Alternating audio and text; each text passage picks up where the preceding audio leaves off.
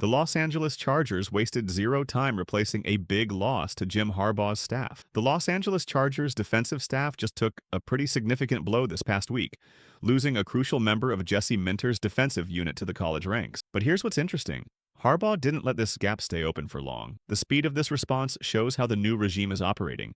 They're not letting important positions stay vacant, especially when they're building out their defensive strategy. So let's dive into Fuller's background and what he brings to the table. What's up, Chargers fans? Welcome to the NFL Playbook Chargers.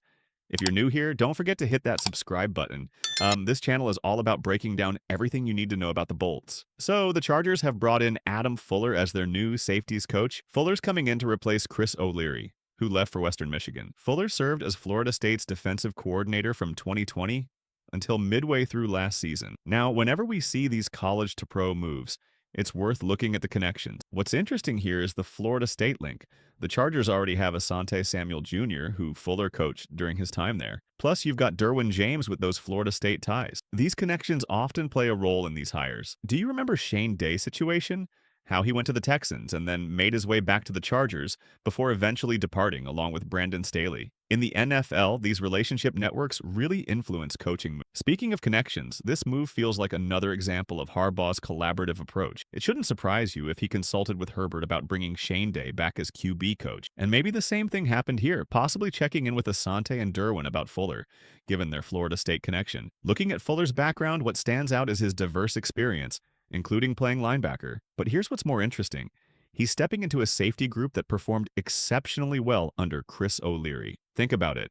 They got solid production from guys like Tony Jefferson, Elijah Molden, and others. That's an impressive plug-and-play success. Fuller played linebacker at Sacred Heart, then started his coaching journey at WPI as a linebacker coach in '98. From there, he moved to Wagner from 1999 to 2004, where he wore multiple hats: special teams coordinator, defensive backs coach, and DC. His next stop was Richmond. From his time at Richmond as a defensive backs coach in 2005 to 2007, Fuller moved into his first head coaching role at Assumption in 2008. While the 1-9 record there wasn't spectacular, it gave him valuable leadership experience. He then had a solid run as DC at Chattanooga from 2009 to 2012, before landing at Marshall from 2013 to 2016 as assistant head coach and linebackers coach.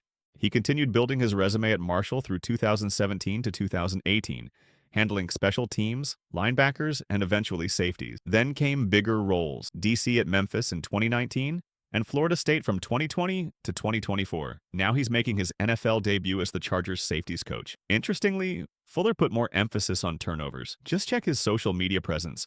It's clear Fuller has a strong mission takeaway philosophy, constantly highlighting defensive plays, interceptions, and fumble recoveries across different practice scenarios from one-on-ones to 7-on-7. This mindset aligns perfectly with what we hear all season. Sacks end drives, but interceptions win games. The shift from defensive coordinator to safeties coach could actually be a positive. He can laser focus on implementing this turnover-driven approach with a talented group: Derwin James, Alohi Gilman, and hopefully a returning Elijah Molden. Getting more takeaways from the safety position could be game-changing for this defense. Some might question bringing in a college coach, but here's the key difference from situations like Matt Rule. Fuller's taking a focused position coach role rather than jumping straight to head coach. This gives him time to learn Harbaugh's system and develop at the NFL level. Chris O'Leary showed how this pathway can work, going from Chargers safeties coach to defensive coordinator. This Fuller hire brings multiple advantages.